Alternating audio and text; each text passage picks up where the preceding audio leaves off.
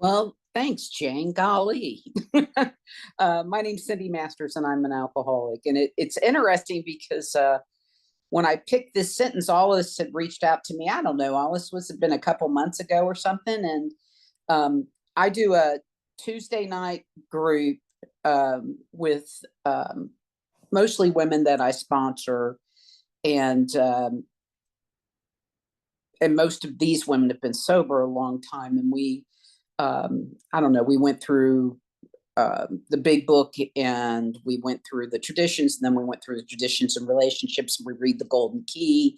And right now we've been reading the 11th step in the 12 and 12. And this was the paragraph we happened to land on tonight. So sorry, gals, but it's interesting. And I think that this sense of belonging, there's some things that I might even steal that came out of our meeting tonight, but um, I I said this because even in long-term sobriety, and by the way, my name's Cyndi Masters, I'm an alcoholic, and my sobriety date is December the 17th, 1985, and for that I'm extremely grateful. That's every day in a row. And I am way in the middle of this, and I would say that my relationship with this step has grown so much in the last 5 years. And that's what I love about this continuing to grow along spiritual lines, is that, you know, the channel can get wider. Like, my job is to widen the channel so that I have a better communication with God, the higher power, whatever that you need to call it. I call God God. And that's the word that I'm most comfortable using. But this sense of belonging, you'll hear everybody in AA talk about when they were a kid, never feeling like they fit or they belonged anywhere.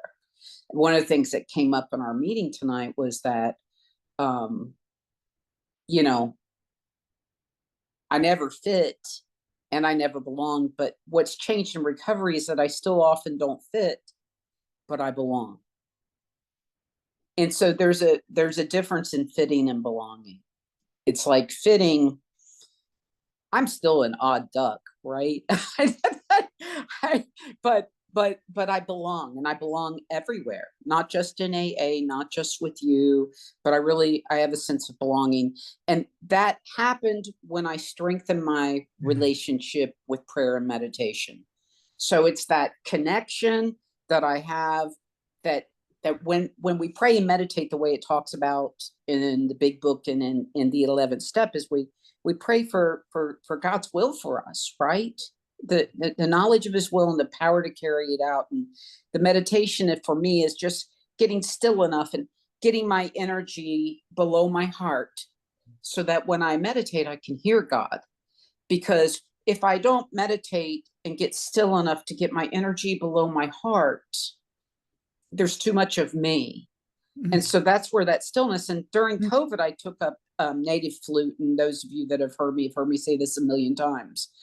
And that was one of the things that really enhanced my spiritual life, because I got really afraid. I have businesses and I was afraid I was going to lose them. And I have been locked up and was institutionalized before I got sober. And it felt like I was institutionalized again because I wasn't allowed to leave or do what I wanted to do. And so I had more fear than I had had in many, many years. And I gravitated, and I started playing the flute. And what that did for me was, it was about breath, and it brought my energy below my heart. And each one of us, I believe, has a perfect listening device that sits right about where our heart is. And if our energy can get below that, now I can communicate with God. Now I have opened the channel so God can communicate with me. And it really began to change my life. During COVID, I would spend most days 3 hours in prayer and meditation. And that was a decadent pleasure. It's not something that I do today. I can't. I'm back to running businesses, and I'm caregiver for my parents, and I'm back and forth between two cities, and it's just a lot. I pray and meditate every morning, but I don't get that 3 hours of decadent pleasure. I did the other morning. I had like 2 hours and I got my flute out, and it was so, I mean, it's just, there's just something so amazing when I get to spend that kind of time. That's just God and I. And that used to be what I was so afraid of for so many years, because I had a firing squad, not just a committee that was up here. And if I would get still, it was busy. And that's what I would hear, because I didn't know how to get still long enough to get my energy below that clamor. I believe that when I pray and meditate, and I'd like to read the rest of this paragraph. It's the last paragraph in the 12 and 12 on step 11. And it says, we no longer live in it, after it says, perhaps one of the greatest rewards of meditation and prayer is a sense of belonging that comes to us. We no longer live in a completely hostile world. We're no longer lost and frightened. See, these are promises. These are AA promises. We're no longer lost and frightened and purposeless. The moment we catch even a glimpse of God's will, the moment we begin to see truth, justice, and love as the real and eternal things in life, we're no longer deeply disturbed by all the seemingly evidence to the contrary that surrounds us in purely human affairs. We know that God lovingly watches over us. We know that when we turn to him, all will be well with us here and hereafter. So it's back to that promise in the big book of, we'll lose our fear of today, tomorrow, and even the hereafter, right? And in the big book, it says we've been reborn. And so when I can take this time and get connected with Creator, all right, and it's like now, no matter what's happening in the world, and for most of us, the world's just a little upside down a lot these days. And there's a lot of influences. If I turn on the news, I cannot watch more news than I spend sitting still with God. Because what I feed the most will win. And if I spend more time watching the news, then that's that worldly clamor that it talks about in that paragraph. It's that worldly negativity, but if I spend more time with God, then I can properly armed to deal with the world without it owning and defining me. And that's what I think that sense of belonging comes. So it means that even when you believe quite differently than me, which often you will, it means that I can still feel like I belong with you. When I first started praying and meditating, it happened on a Harley Davidson. I was in early recovery and I vibrated a lot, and I get on that Harley and it vibrated more than me. It was louder than all that noise in my head. And that was and then I rode with all these sober bikers, and that was my first sense of belonging. But it also differentiated us because it didn't give me a sense of belonging for the whole world. It gave me a sense of belonging in a pack, and it was the most belonging I had ever known. And so, but then we would go in and we would be in all of our leather, and we would separate ourselves from others with our whole personas and whatnot. And so today, my sense of belonging doesn't separate me from anybody. So it's grown. That was a start, and it was beautiful back then, and it was what I needed back then. But I had to keep growing along spiritual lines. So what does that look like now? What does connecting with God look like now? On a Harley, I can connect on a Harley. I can connect in a boat. I can connect here sitting in my recliner. I can connect with God anywhere. All I have to do is want to. And that's always been true. I just had so much fear. But anyway, if I spend the time in the morning to connect with God, there is a God shield that protects me from all this crazy world, that protects me from the fear of this crazy world, because it's really not the world. The world hasn't done anything to me. I don't know about anybody that if any of you have been in an upheaval about any politics from any side in the last decade. But I don't care which side you're on, you've probably been affected one way or the other remotely, right? No, none of those politics have affected me at all, right? It's like they haven't affected me. My fear of them have affected me. And so what happens is when I connect with Creator, I'm not, the fear doesn't define it. It does know me. I'm unaffected. I know I'm unaffected. I hope I'm making sense. I'm really tired. But it's like, that's what this does. Prayer and meditation just makes us the same. I love where it says in this paragraph that truth, love, and justice are the only things real or eternal in this life.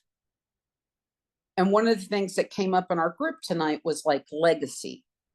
Like, how do you, like if you don't have children, what's your legacy? Or, what's your legacy? And it's like, well, truth, love, and justice, that's our legacy. It's like material things are not my legacy. I have some material things. That is not my legacy. That'll be long lost and forgot or spent by somebody else within a few years after I die, I promise. But the seeds I sow of love and justice, the things that are real, those things, they're forever. They're eternal. And I had the great experience of being sober and almost dying. I had a highway motorcycle accident and I got drove over by a car. It's a long story, but I lost everything sober and I almost died. I'm laying on the highway and I can't breathe. My ribs had gone through my lungs and I had a near-death experience. And I'm very lucky for that because what happened was that in that moment, I knew everything that mattered. And it's who you've loved and who's loved you, which is what this paragraph is saying. It's like all that's real and all that lasts and all that's forever is who do we love? And who loves us? But the truth is, I only feel your love for me when I love you. I never feel so loved when I am looking for you to love me, but I almost always feel loving and a sense of belonging when I do what it talks about in the big book. And I ask in prayer and meditation what I can do for the person who still suffers. And so when I go and try to love you, I feel loved. I feel loved. And I feel a sense of belonging. But if I don't tap into that fear thing that I was talking about, see, fear is the evil corroding thread it talks about in the third step. It is. And that's what this God shield and this prayer meditation probably protects me from more than anything, is it's like fear seeps in. And I don't care how long you've been sober, there are little pieces of it as we face our mortality, as we go through changes, as we face losses of loved ones, as we, whatever it is, it's like there are little elements of fear, things we don't know and we're not guaranteed of. And as I pray and meditate in the morning, there's no room for that fear because I am now connected to my Creator. And that God shield kind of protects me throughout the day. I don't know that I have a lot more to add to this. I would really much rather hear from you all, but I will say this. The sense of belonging happens in the 11th step. The sense of belonging happens because of a connection to my Creator. It does not come because I've earned it. It does not come because I found the right people to hang out with. It doesn't come because people have loved me until I could love myself. Although that's all great. It comes because I have a personal relationship with the Creator, whatever that is for you, that has protected me and insulated me to that there's nothing I don't belong to. I guess I'm going to keep talking for a second. That I was out in California last year and I spent a fair amount of time with the redwoods. and there's actually tree systems on the East Coast that do the same thing, and they're all connected and they talk to each other and they'll send nutrients to each other. If somebody's missing a nutrient, they'll send it to another root system somewhere else. And I'm not trying to be tree huggy with y'all, but it's fascinating to me. And like redwoods are forever. Like you can't really kill them. Like they're forever. And it's kind of cool. And that's what I think we get when we're tapped into the creator. I think we're forever, our love's forever. I think that the whole truth and love and just all of this is forever, and our love goes on forever, and nothing can really wound us, because those are the parts of us. And gosh, I'm going to go out on a limb. I don't know where I'm going with this today, Alice, and I hope you'll forgive me, but it's like that's the part of us that's immortal. It's the part of us that is immortal.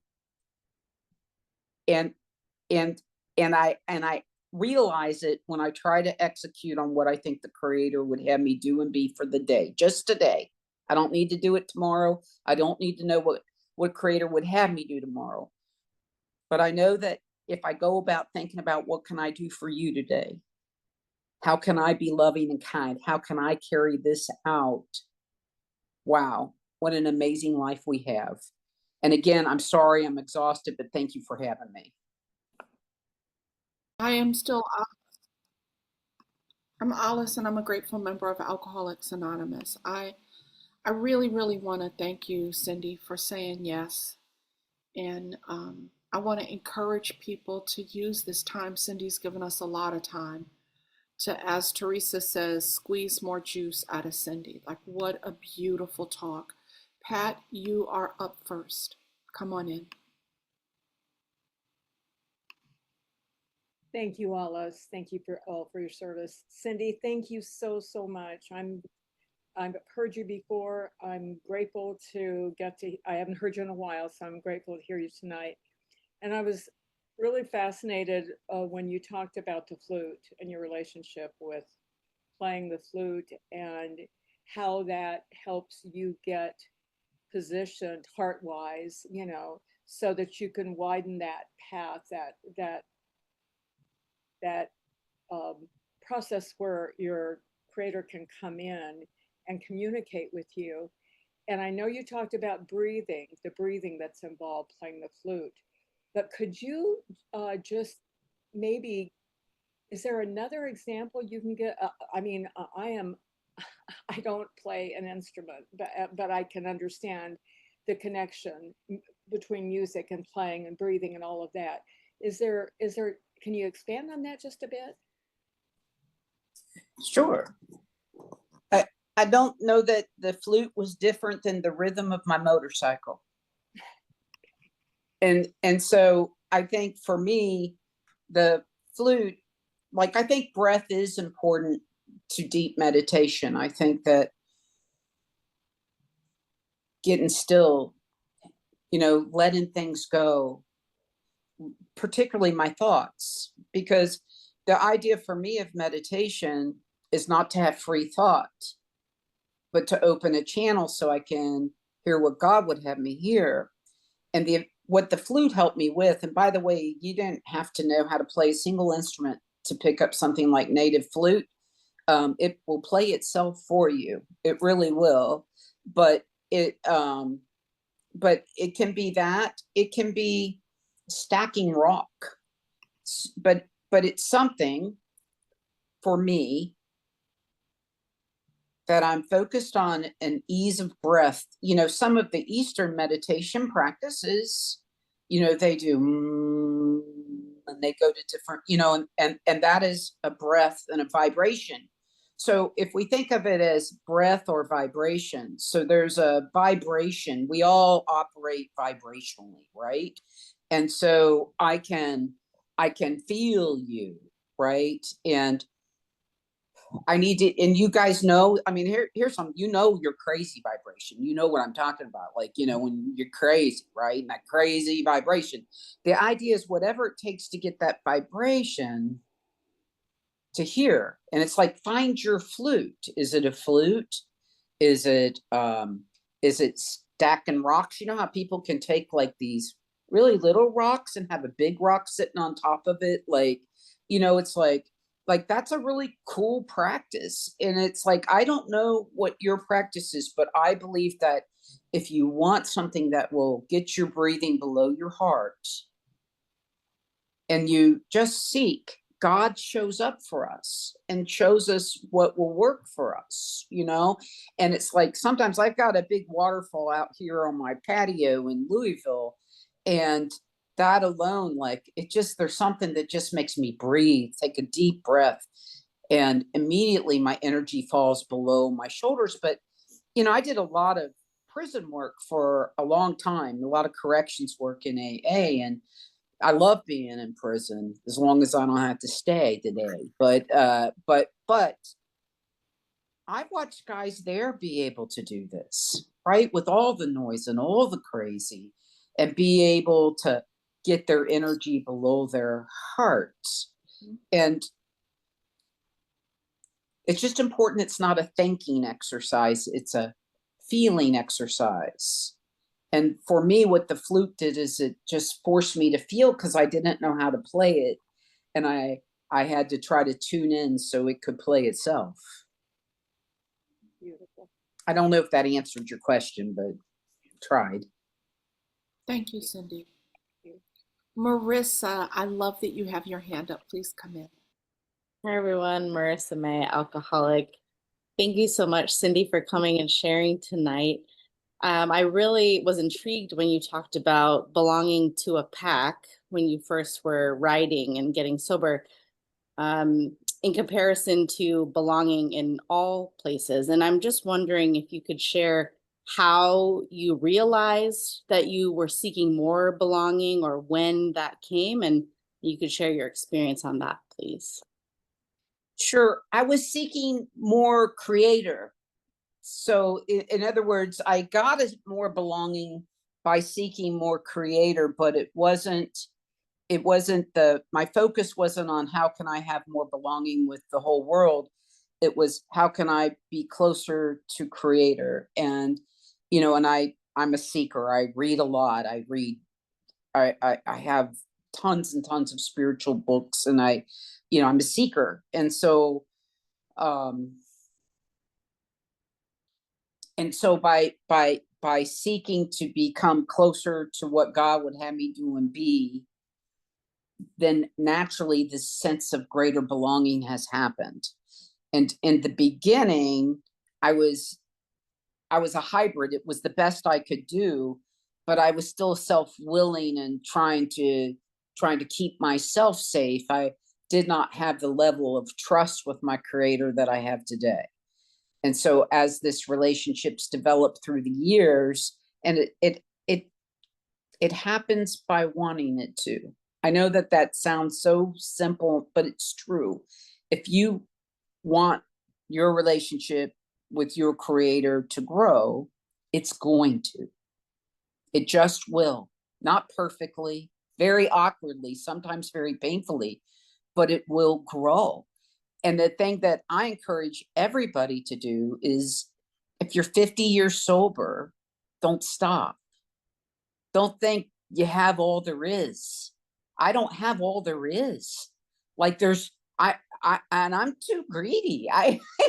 And I've learned the closer that I get to my creator, it's just like, I didn't even want peace when I got here. I did not see that as a promise. I saw peace as boring. I didn't, because I'd never known it. And it's like, once I've gotten a little taste of peace, there's nothing greater. There's nothing greater. I don't know if that answered either, but keep trying. Guys, we have plenty of time for questions. Please do put your hand up. Cyndi's given us a lot to provoke our thinking. My friend Mary. Mary, please come in with your question. Hey, thank you, Alice. Thank you, Cyndi. Great talk, great share. So I'm gonna go there with the topic of the noise. The noise, the all the stuff. I'm a and I get sucked. And you're talking about and emotion, and this is clearly an emotional response when I have to stop and check myself and use my thought processes, right? But sometimes I get there. I'm in this place where, you know, I'm a retired state trooper. I'm an actor. I'm somebody who I'm supposed to insert myself into situations. And I'm just wondering what you do when you're in a situation where you see a wrong, or, you know, and I know there's this part of me that knows I'm not supposed to act, because if I'm bringing God into it, I can't blow it up. But there's that part of me. Is there a thing you do? Is there a place you go? Are there prayers you say? I can get sucked into stuff. And all of a sudden I realize there I am. And I don't want to be, you know, and it is emotional. And the one thing I do is, where are you, God? Where are you, God?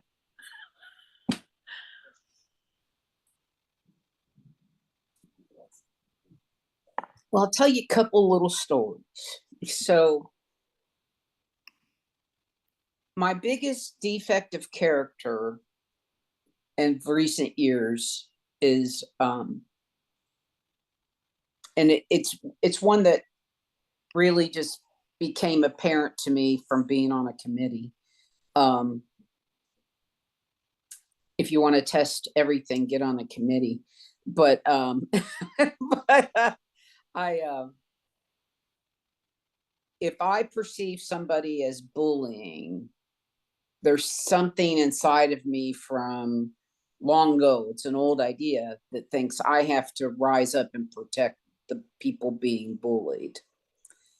And it is not my job. It means I don't trust God. It means I don't trust God if I have to be that. Now, that doesn't mean that I shouldn't be there for people, and that doesn't mean I should watch somebody get the crap beat out of them in front of me and not try to intervene in some way or something. But my instinct was gone awry, and if somebody's pushing somebody around, I'll push them around. So now I'm the bully of the bully, right? That's no good. But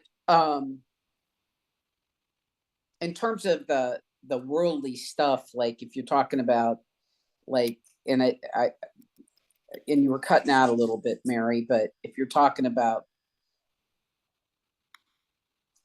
the politics and all of that kind of stuff that everybody on every side is in an uproar about these days.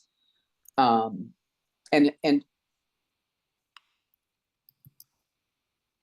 for me, and I've had to work really hard to be where I am right now. Where I am right now is in a really super good space with all of this. Is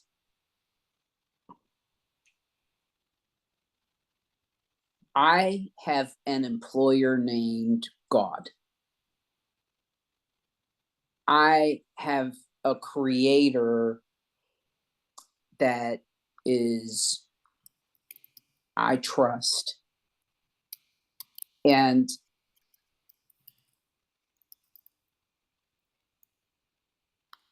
I don't know and I don't understand a lot of things. I don't.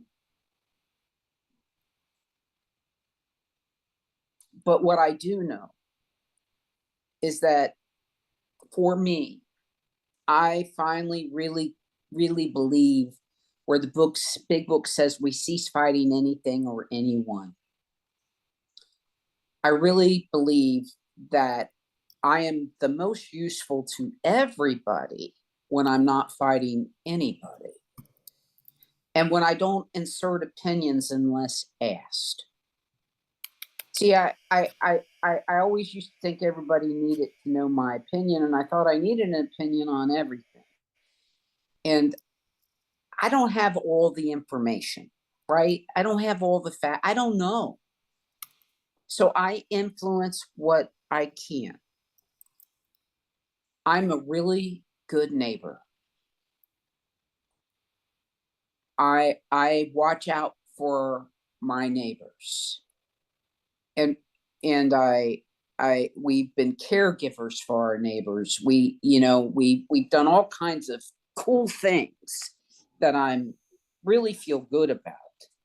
And every spiritual, every religion, every line of spirituality has a parable of some kind. And every, the Easterns believe it's like two dogs, and Native Americans believe it's a black and a white horse, and whatever it is. But we all have two things that live inside of us. And if you say to the chief, which horse will win, the black horse or the white horse? And the chief will say, the one that you feed. And it's the same in China. They say, which dog will win? They'll fight, the one you feed. And so that's just what I was kind of getting at about watching the news and stuff. I really have to limit the amount of time I spend on anything that disturbs me, right? Because me disturbed can't be of service. I want to be informed. So most of what I do, because I want to be socially and civically responsible. So I watch a little, not very much, and I read some, but I don't really want my energy. That's where that whole thing it said in this paragraph, those things for me aren't true and aren't real. Okay. And I'm going to start getting a little Pollyanna. And if I was talking to my younger self 20 years ago, my younger self would punch me in the face, right? Because it'd be like, what are you talking about? Those things aren't real, but they're really not. It's like, if you look at what everybody was upset about 15 years ago, that, 10, you know what I mean? And it's like, and then if you go back and you read history, which I read a lot, all right, it's like, well, they were all upset about the same things. We think this is the first time. It's not the first time. People have always found reasons to be upset. They've also found reasons to be helpful and loving and kind and good, right? And so the things that I believe are real, the things that really, really matter, are love and kindness and courteousness. Those things really matter. And am I doing that? That's where that energy has to go. Not in fighting, but in loving. And if I feel like there is a community that is underserved, because this is one of my big things, because it's with good principle. And if I feel there is a community that's underserved, then I can go serve that community, but I don't need to go fight on their behalf. I can just go serve on their behalf. I can go do something that is loving and kind. And I feel like for me, that's where my creator would have me be and spend my energy. Because when I get riled up over things that are justified, all right, justified resentment, whatever, when I get riled up over things that are justified, I cannot be my best self anywhere. Now I'm grumpy. Now I'm irritable. I'm restless. I'm discontent. So anytime that I'm fighting anything anywhere, it affects everything everywhere. So it's sort of like that belonging thing. And when I'm not fighting anything and I'm just loving and trying to be kind and trying to be courteous, and this is not, I don't do this perfectly. God, anybody that knows me knows how frequently I fail at this. I hope that makes sense. But it's just, what are you going to feed? And what can you do? What can you do? That I want to be for things, not against anything. I want to be for things. I'm for Alice. I'm for Alice. I'm for Teresa. I'm for you, Mary. But I'm not against somebody else in order to be for you. I'm just for you. And that lets me have a level of peace And then that love grows and I get to give more and more and more and more.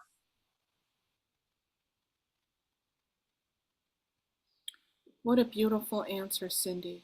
I mean, that gave us all something to really think about. Gives me something to talk to you about when you're here.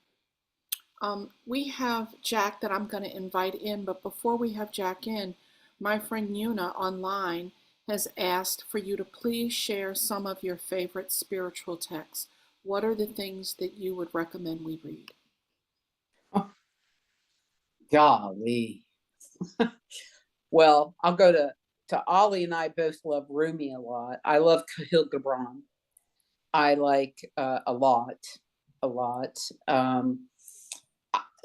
Simple things. Jonathan Livingston Seagull. There's so much beauty in that simplicity. Like, it doesn't have to be complex. It's unless you really, really need something to help you go to sleep. The varieties of spiritual experience is very dry, but gosh, what else do I like? I have all these books on Native Americans, and I have all these books on Buddhism, and I have all these Christian books. And I guess what I encourage you to do is read it all and find what seems to you. I like Hugh Prather, way back in the 70s, wrote a book called Notes to Myself. And there's I'm trying to reach a little bit. I really like the book I helped Don get published, Stumbling in the Right Direction. It's really got it's just simple. And I find almost all great truth is simple, and it's real. I encourage you to read the Torah and all the Christian Bibles, even the ones that contradict each other, and to read things from every religion. But for me, it's the little things. There was a meditation book. Before I could read anything, I was so afraid of God, and before I could read anything religious or anything that was like had that God stuff in it, there was a meditation book called Blues Ain't Nothing But a Good Soul Feeling Bad. And it was just kind and gentle, and there's truth in all these things. And that was written by a guy named Kopp. And Sheldon Kopp wrote a book called, it was very popular, I think, in the 60s. If you see the Buddha in the road, kill him. And that book also has value. And what it basically means is, whether it's me or Alice or anybody else, if you think we have all of your answers, or if we present like we do, that don't trust the run. Nobody has all of your answers. The only thing that anybody can do is help you find your path to finding your own answers. And that is what that's what that book taught me. Now, understand, you guys, I didn't hardly go to high school, so I got no education. And I went through some of the ninth grade. And so when I talk about all this reading, that's my love of reading and learning, is not because I'm some scholarly person. I'm not. All right. Cyndi, I'm going to have to disagree with you there, my friend, because all of that reading makes us scholarly. And thank you for sharing. Jack! Come on, Jack. You're up. Thank you. Hi, everybody. My name's Jack, and I'm an alcoholic, and this is the first time I've been here to this meeting. A friend of mine invited me, and I think this is great. I love the 11th step. It's my favorite of all. And to hear, Cyndi, your share on this has brought I guess you've opened your heart and shown us this level that, for me, for example, I have a good understanding and knowledge of what it means to be kind, or what it means to be loving, or what it means to be empathetic. But and a pretty good relationship with my higher power. But you brought this idea and this concept understanding love from your higher power. And I know that my higher power loves me, but I don't feel it. And you brought it to the point in your share where you have expressed that you can feel this in your relationship with your higher power, and that it's eternal and it's real, which I agree with, but it's all up here in the head. And I'm not faulting God at all for that. I just haven't had it happen yet where I've been brought into the being and the experience of love with my higher power. I know it's there. Now, when did it happen for you that it moved from transition from being knowledge to being something that you actually experienced and then really enhanced your relationship with your higher power? Jack, that's a really great question. I think, like most things, we don't know when it's happening. You know, it's like, then all of a sudden it's like, wait a minute, I feel this. And it's like, we just keep, moving along in that direction and wanting it to happen. And it happens in layers and levels. Like, I felt really close to God after I had that wreck. I did. And then not as much, or I didn't feel it. Maybe I was experiencing it differently, but I think I felt as much as I was capable of. And then what happens is for me, I keep working and growing and seeking, and my capacity changes. And then all of a sudden it feels different. And oh wow, and so I'm at another oh wow place. Like, oh wow, who knew? Who knew it could be like that? I didn't know. And boy, would I have shortchanged myself if at 20 years sober, I've been like, this is as good as it gets. This is as good as it gets. But I have persistently and consistently kept at least trying. And then every so many years, all of a sudden, holy moly, how did I know that I was going to be God's favorite?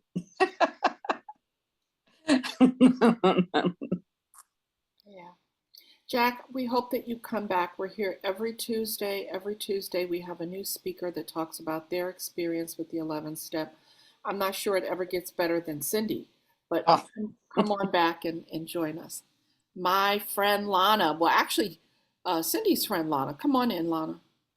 Lana's everybody's friend. That's right. Lana's everybody's friend. Hello, everyone. Lana, alcoholic. And good God, this has been a meeting. And I love that you shared about being a seeker. I love, Cyndi, that you shared about in the past 5 years, you have definitely been catapulted, right, on this journey. My question is, because we are agents, for people, for friends and loved ones who have nothing to do with a 12-step program, I was thinking about the 11th step and how we help them get their hands into God's. And I want to know how you do it, how you practice that, how you give that gift away. Thank you, everyone. What a great question. That's a great question. And I have been with my family a lot over the last over the last 11 days. My dad's been in the hospital and with heart issues, and he's my dad is going to be 86 in August, and my mom's with them. And my mom is a bit self-centered, and she drinks quite a bit, and so what I try to do is not get God in their hands. I try to show God off. And that's one thing my sponsor says all the time. Cyndi, go show God off. And so my transformation is evidence of God to them. And my mom, it's been, and I come from this very volatile childhood. My home was well, it was abusive. There's no other way to say it. And so going through all that forgiveness and being a loving daughter has been, it's really been quite a gift for me, and is really given me a lot of freedom. And my mom went from somebody who was afraid of me, to somebody who says, "Oh, I wish we could talk forever." And I share with her what God has done for me, and not in a preachy way, but just in a, I don't take credit when they give me credit for how different I am or what I do or what I've done. I just let them know I've just been so fortunate, and um and as a result of that, I can talk with them about God some. And I read them Don when I'm at the hospital, I read them Don's meditation in the morning. So, you guys want to hear Don's meditation? They're like, yes. So it's like, and then my sister is an evangelical Christian, and um and and it's been really neat how we've been able to meet with common language and a little bit different belief system because of you guys, because you but my sister had God but not spirituality, if that makes sense. Like, for a long time she had a lot of religion, but she didn't have a lot of trust or security in God. And as her husband was dying, our relationship changed, her relationship to God changed. And she had to do what we have to do in the third step. She had to begin to move into a trust of God. But she trusted me to talk with me about it. I didn't do anything for my sister. I just was a sounding board. And as she expanded her relationship with God within her religion, like, your religion is her religion. And it's been so beautiful because we honor each other's space with it. So, I think that what people really respond to is love, kindness, and courtesy. And I think that if I bring that into all of my affairs, I'm bringing God into it. And then through that, sometimes people will ask you. And so, my sister, who I'm so close with now, but even her 10 days in a row with my closest family member is a lot. You know what I mean? But what we've done is we've stayed courteous and kind and supportive. And that is beautiful. And that is really neat. Now, that's a long time coming. That's just that didn't happen overnight, and it didn't happen at 10 years sober, and it didn't happen at 20 years sober. And we weren't even all the way there at 30 years sober. But today, at 39 plus years sober and doing this work for this long, that's where we are. And I can't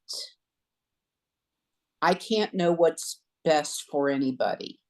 Lana, I hope I'm saying, I hope my vision for somebody may not be God's vision for them, even if it includes God. And I have to trust God to do that for them, and me just to be my best self, and a better self than my best self around wounded people.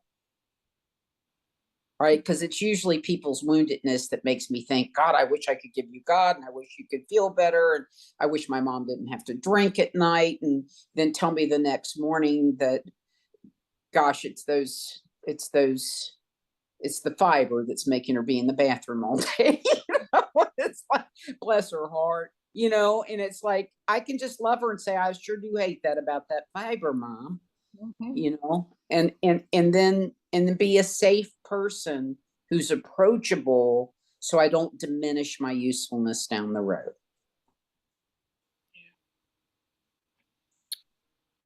So family, we are out of time.